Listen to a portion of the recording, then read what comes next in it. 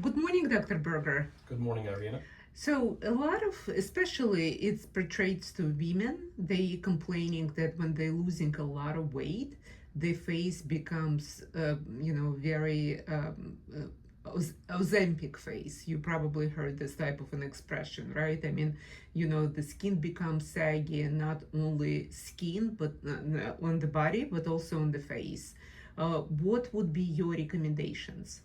So, for loss of volume in the face, because we actually have fat pads, multiple fat pads throughout the face that give us volume. As we get older, the reason that things begin to droop and drop in the first place, aside from the weight loss we'll talk about now, is due to those fat pads thinning and descending. Also, some bone loss in the face too as we get older. But if we're talking about it just in the context of weight loss, so yes, you're thinning and losing some of that fat pad underneath the skin that gives you that volume. So things that we can do about it, and I perform these techniques in our clinic. One would be dermal filler. So the purpose of dermal filler is to replace lost volume in the face, whether it's due to weight loss or it's due to age or both. And it's hyaluronic acid. It's a product that's naturally in our skin, although it's made in the laboratory in the case of dermal filler. But that can be a very effective tool, relatively low cost and not too invasive. It's just through a needle. So that's one way to replace volume in the face. Another would be through plastic surgery. Of course, various types of facelifts can be performed. That can also be done with some fat grafting, although from speaking to my plastic surgery colleagues, they do often say that the quality of the fat in people who have lost weight on GLP-1s and related medications is not necessarily as amenable to fat transfer into the face for building volume. But the surgical techniques that the plastic surgeons use, like deep plane facelift and so forth, these can, of course, correct the sagging of the skin. The same thing with the posterior arm or the pannus, the fat over the abdomen. When you've lost that fat and the skin is loose there, and the thighs as well. Those can all be corrected through plastic surgery. In fact, I'm going to have an upcoming podcast with one of my plastic surgery colleagues about this subject. But from the perspective of what we can do in medicine, we can use dermal filler is a great way to replace that lost volume in the face and correct Ozempic face, as we hear it called on social media and so forth. And then, of course, there are surgical options with the plastic surgeons. So those would be two ways that we can deal with that. It's a problem, but you might say in a way it's a good problem to have, because it means that we've helped the patient lose weight, and now we need to address some aesthetic concerns, and we can do that medically with filler and its various relatives, and then we can also consider plastic surgery. Can you talk a little bit about where did you learn aesthetics? And because everybody offers in every med spas and any medical offices, like even nurse practitioners, they're using and doing those. Sure. Can you talk a little bit about your background? Where did you learn, and how comfortable are you to conduct those procedures? Absolutely. So there are different ways of getting training in aesthetics. There is no formal fellowship in medical aesthetics, so it's up to the clinician to go out and seek their training, essentially. And you can do that in a group setting. There are a variety of companies that have these kind of group classes where there's one instructor who is injecting a model patient and many students, a dozen more, surrounding and watching. Or you can do actual one-on-one training with experts in the field.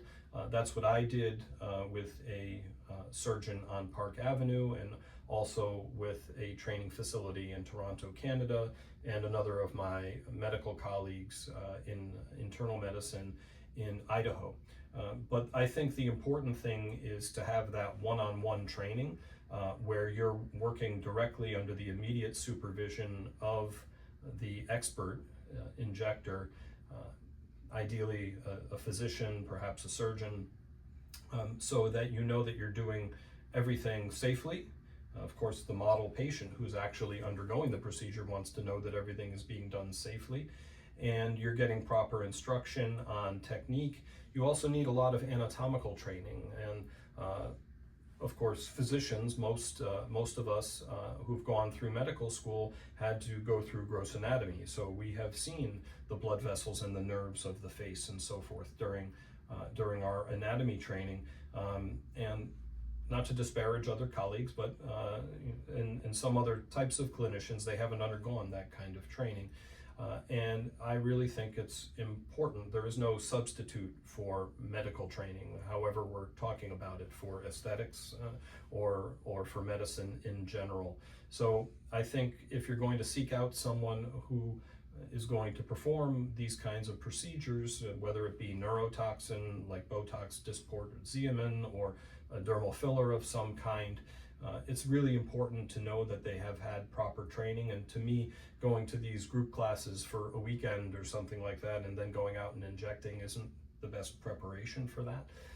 I really think you should look into the background of the person who's going to treat you and make sure that they've had really in-depth training with reputable people and that it's been in this sort of one-on-one environment. And tell me a little bit about your branding. I know that recently somebody came and they wanted to do more of Xeomin, and you said absolutely not. I'm not giving you more than you should. Tell me, well, it was an opportunity to make money, and you were very firm saying, no, it's too early, come back in 3 months or so. Right. So whether we're talking about Xeomin, which is a neurotoxin, or dermal filler, I really try to be conservative. My goal is for the patient to look refreshed and rejuvenated, but not to have obviously had filler administered, for example. You often see people out there in the world and you can identify them readily as having had too much filler in the lips or the cheeks, things like this. And sometimes people really want more filler in the lips, for example, is a common one. And I don't recommend that, and I actually refuse to do it sometimes when I think it's inappropriate. I want the patient to look natural, and also it's my work, it's my artistry, if you will, going out into the public. And if somebody asks the patient, okay, who did your lip filler, and they say that it was me and it's overdone, that doesn't reflect well on our practice either. So I really try to minimize and only use the amount that is appropriate for the patient and keep it conservative, do a little bit at a time, and just have them come back, see how it looks. The same thing with the Xeomin. I don't like to freeze a patient entirely by treating the upper third of the face with a lot of neurotoxin. I want them to have some facial expression. We want to control the rhytids, the lines that form and so forth, and prevent them from getting any worse. But it's a start low and go slow, conservative kind of approach that I like to use. Thank you, Dr. Berger. My pleasure. They were good questions. So if you would like to learn more about what we can do for you to not only optimize your health, but help you optimize your appearance, we are Northeast Medical Practice located in Great Neck, New York on Long Island. You can reach the office by phone 516-604-3418, online at northeastmedicalpractice.com, through a variety of our social media channels where you're probably viewing this, our YouTube channel, as well as my LongevityMD podcast on Spotify. And also, I need to say that everything I talk about on these videos is for educational purposes only. No doctor-patient relationship has been formed, and if you have particular questions or concerns, you shouldn't hesitate to reach out to your medical professionals. But until we see each other next time, be in good health and look great. Thank you.